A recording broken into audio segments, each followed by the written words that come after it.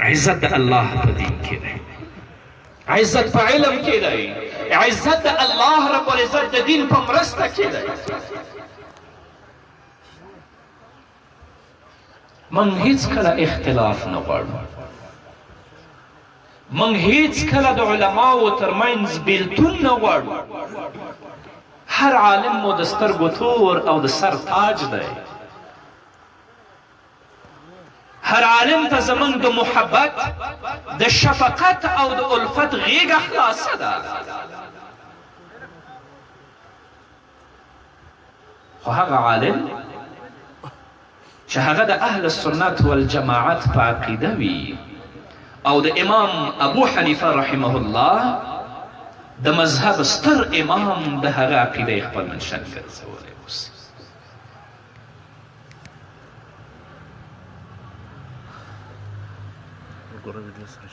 خو تاسې ته وایم چې د دین غل او ملا وپېژنئ، هر چا ته ملا مه وایئ که ملا څوک دی؟ هغه څوک دی چې تا ته د الله کلام بیانوي. ملا څوک دی چې هغه تا ته د محمد رسول الله سنت بیانوي. ملا هغه څوک دی چې تا د شرک، بدعت او د خرافاتو نه راګرځوي، د محمد رسول الله سنت ته دې کښېنوي.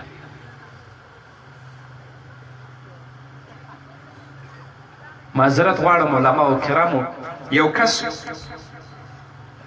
زما د جمعې بیانونه یې اورېدل، څو ورځې ناست و، بله ورځ راته راغی کېناست، وایي زه واقعیت درته وایم. ما لې راته وویل دا خلک عجبه اصطلاح لري، کوډګر ته ملا وایي، جادوګر ته ملا وایي. زه یېرېږم هغه هندوان خو کابل کې شته چې دلته نشته، سرکو غاړه کې تعویضونه ورکوي چې هغو ته اوس ملا وایي. هغه راته راغی وای زه همدغسې د دین او د عقیدې یو غله سره شاګرد وم. د تعویض جواز و عدم جواز زه په دې باندې نه غږېږم ښه، او وخت هم د دې نشته دی. د دارالعلوم دیوبند علماو عقیده درته معلومه ده، او څه چې جلال الدین الصیفي په اتقان کې لیکلي هغه هم درته معلوم دي، انشاءالله اکثر علما کرام دي.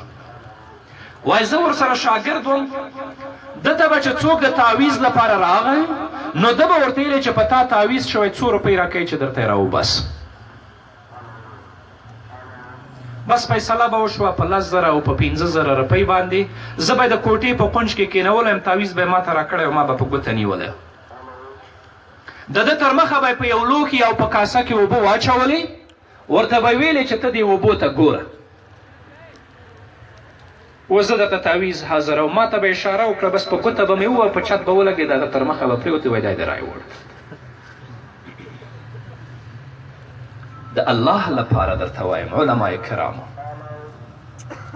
والله که په پوره پاګن باندې څوک زموږ عزت کم کړي، والله که په افترا باندې په ټاپو باندې څوک زموږ د ویناو مخه ونیسي، والله که زموږ احساس کمزوری کړي، ورځ تر بلې الحمدلله ډېرېږي.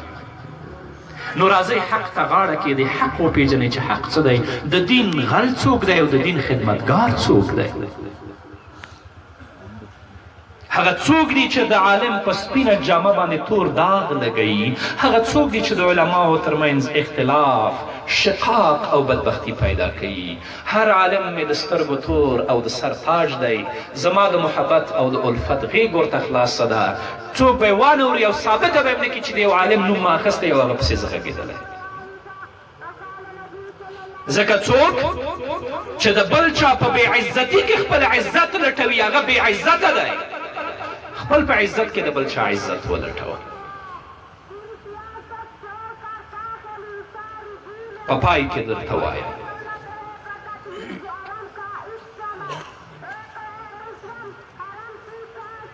د تابعینو په دوره کې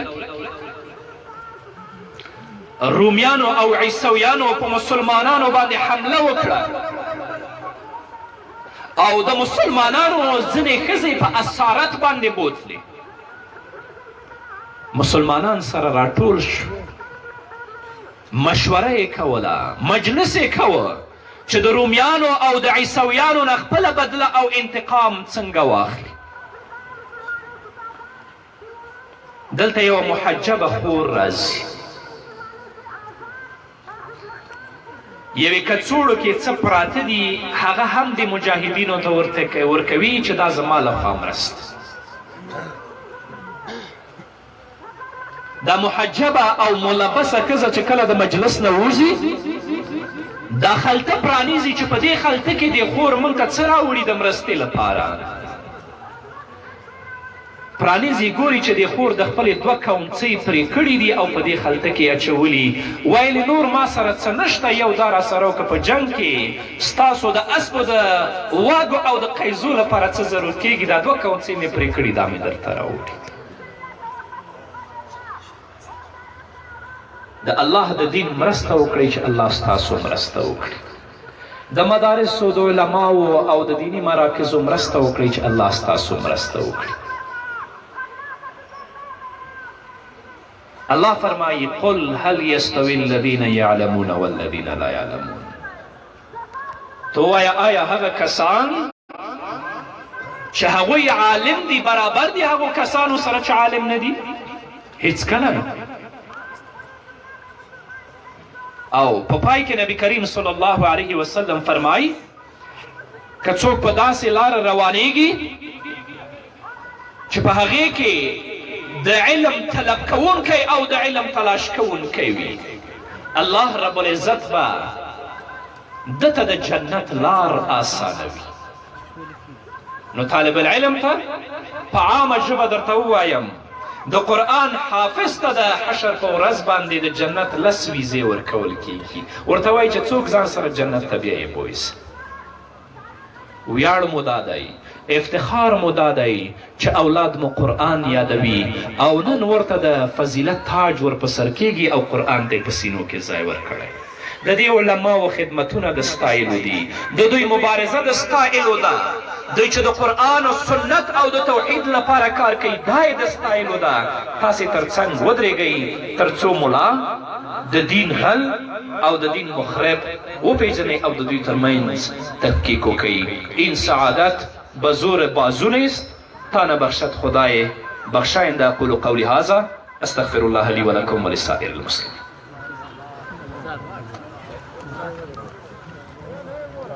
او ټول په اطمینان سره کښېنئ. انشاءالله هغه ماشومان چې د دوی له وجې دغه غونډه جوړه سوې وله او د دوی په وجه تاسو د حضرت شیخ صاحب سره ملاقات هم وسو، د هغه دستاربندي فاته ده هغه به هم پای ته ورسوو. ټول علما کرام او مذهبي خلک یو، نو لږ د زغم او د صبر څخه کار واخلئ. موسی جانه زموږ نیټورک کنیکټ د ټولو قدرمنو ګډونوالو څخه په ډېر درنښت هیله کېږي چې دوی د ارامتیا څخه کار واخلي. او بله مهمه یادونه دا ده چې سبا انشاءالله د جمعې مبارکې ورځ ده او د ماپښین د جمعې خطبه او لمونځ به انشاءالله د ستر دیني مرکز الحاج مولانا عبدالغني مرحوم رحمة الله علیه په ستر مرکز کې انشاءالله په الجامعه الاسلامیه بایپاس روډ چمن کې انشاءالله پر خواکم 2 بجې به حضرت مولانا محمد یاسین فهیم صاحب بیان هم هلته انشاءالله ستاسو لپاره